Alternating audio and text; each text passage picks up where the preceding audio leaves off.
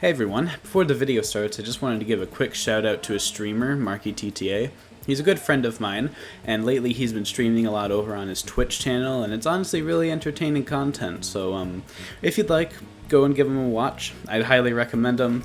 He streams at least 3 times a week, sometimes more, sometimes a little less than that. We've all got school and stuff, and I'd like to see his Twitch channel grow because he puts a lot of effort into his content, and it's honestly quite entertaining, and I think you guys would enjoy it.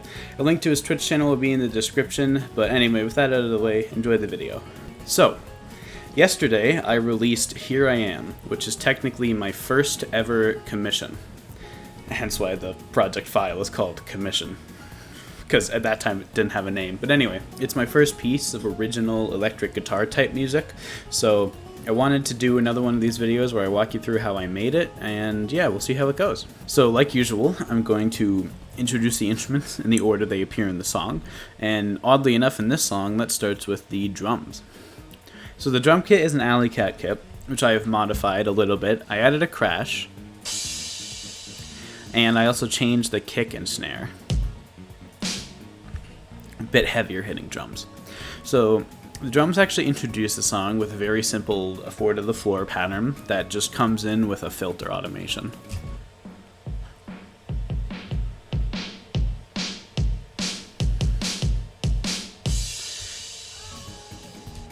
Very simple. There's some build-up crashes. Towards the drop in the build-up, it plays this simple build-up pattern I made.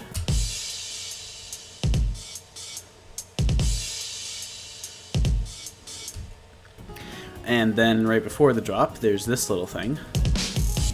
And then it switches into a simple drum pattern for the drop.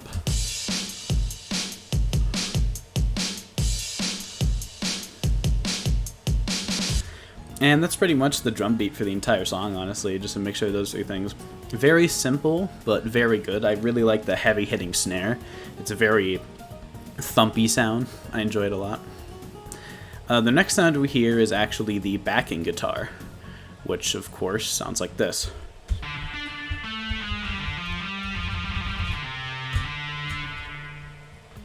This was made in a very similar way to the Midnight Motorist remix, the same Colossus guitar. It's just got some different effects on it. And it gets introduced with this chord here, which has a high C on it. And it's sort of meant to be like the way guitar feedback in a microphone would be. And that just comes in with some reverb and filter automation. And then, when we actually get into the song, it plays the simple backing pattern here, which is sort of the same pattern that was again used in the Midnight Motorist remix.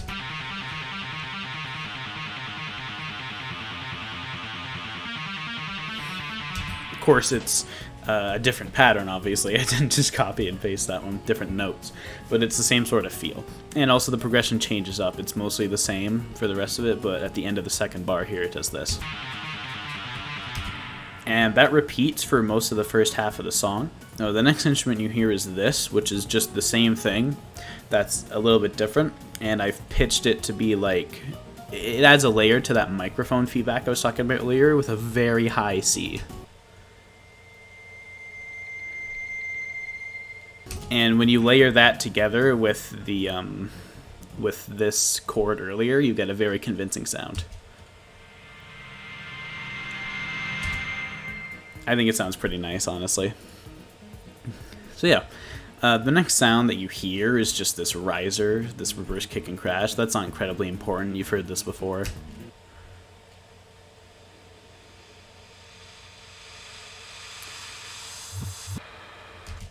It's not that big a deal. This reverb here comes in at the end of the song to give it more of a tail to close out the song with. Next we have this lead guitar.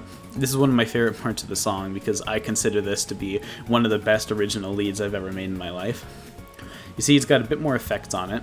First of all, it is in fact using the boosted lead, much like the Midnight Motorist remix was using, and it's also got OTT. If any of you do music production, you know what OTT is, and I've just cut off a bit of the lows in that and a utility, and it sounds like this.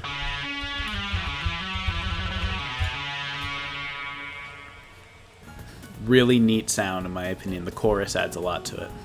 So the first bar of the lead, which I'm honestly super proud of, comes in like this.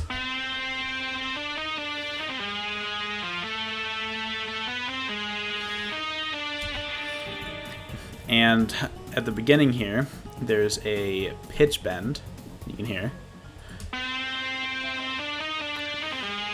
And another one there, and just adds to the song a little bit. Next bar is mostly the same, but it's got a couple more pitch bends and has a more longer drawn out notes.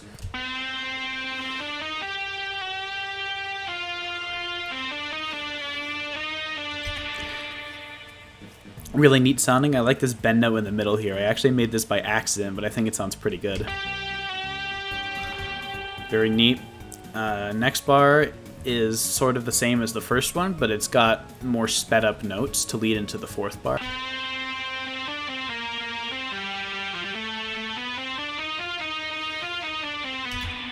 And then you get the fourth bar, which is actually the first thing I made, but I decided to put it at the end of the progression because I think it sounded better there. Let me get rid of this. There we go.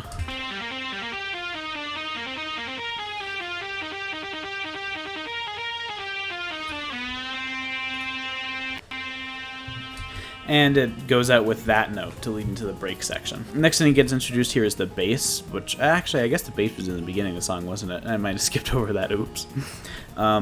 It's called This New Old Sub Bass. Very neat instrument, very good sound. I've just tweaked with some of the controls a bit. It's sort of a percussive sub bass. It sounds like this.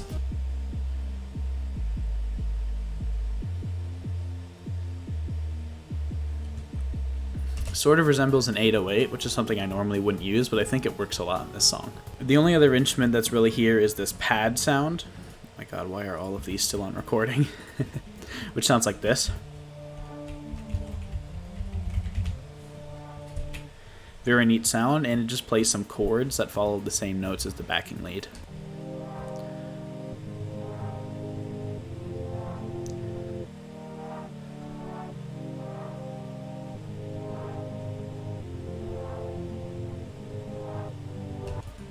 Very nice. Sits in the back of the song to kind of fill it out more. I think it sounds quite good. Next up we have the break section. Now the break section isn't very complicated. Still has the same bass that the first half of the song did. And the pad. The only difference is I've added this saw instrument, which is actually from the Earthbound sound font. And it's actually the saw wave, and I've just added some effects onto it. And it comes in with a filter and some volume automation.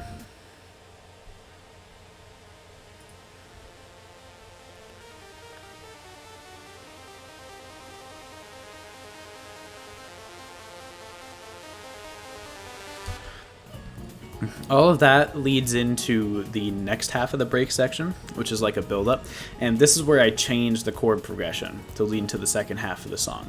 So you can hear this mainly with the bass line. It plays different notes.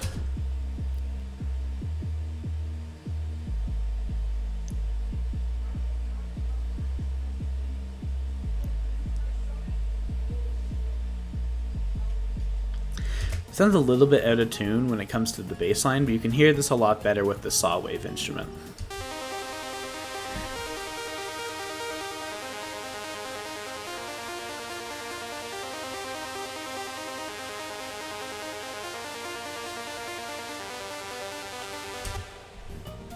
Pretty neat.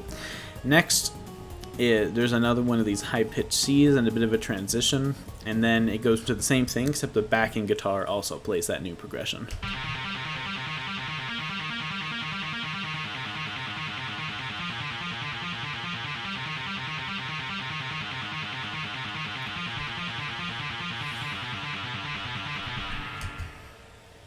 Very cool.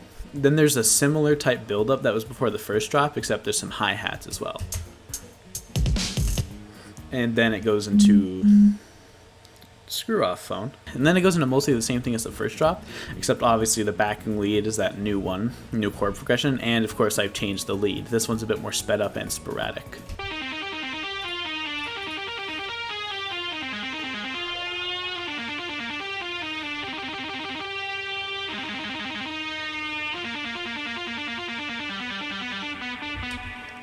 And there's some pitch bends in this one as well. You can see some up and down type action.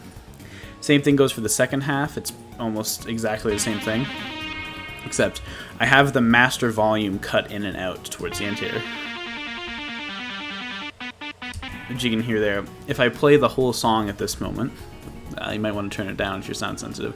You'll notice that these reverse kicks and crash are a lot louder, and that's because there's a buildup. So if I go into automation layer here on the master, you can see there's some cuts there, and it sounds like this. In my opinion, a really cool transition.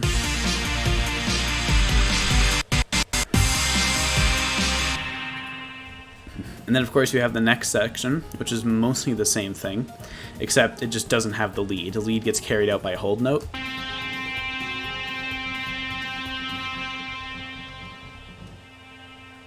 Much like it did before, and you have the exact same thing, except with no lead.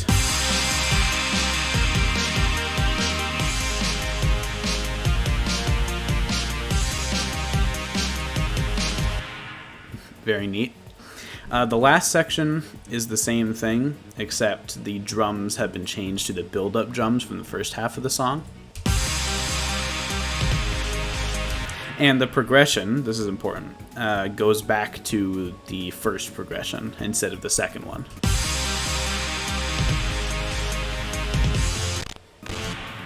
And then, as everything builds up towards the end of the song, everything plays a hold note, except for the bass, which has a bit of a staccato movement here. And then it holds out. And the drums do another build-up thing.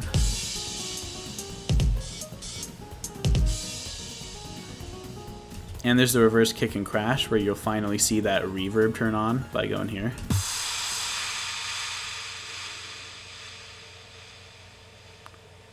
See that? That way it keeps carrying out a little bit more. And the transition sounds like this.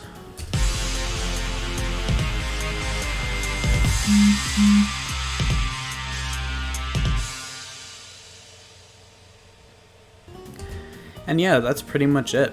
If you want to hear the entire song, obviously go check it out. It's uploaded to my YouTube channel. You can obviously watch it for free. I'm extremely proud of this. You know, from my first attempt at making original music involving electric guitars, which is something I've been terrified to do for a really long time, because I could never figure them out. I'm honestly really happy with the way this came out. The client who wanted the commission is also extremely happy with it, which is another thing I'm afraid of. And you guys seem to really enjoy it as well, so that makes me incredibly happy. Hope this gives a little bit more insight into how I do what I do. I know a lot of producers like to keep the magic to themselves and don't really show what they do, rather just show you the final product, but I think this is an important part of it, and it's also a good way to document my own progress as a producer. But anyway, thank you all very much for watching.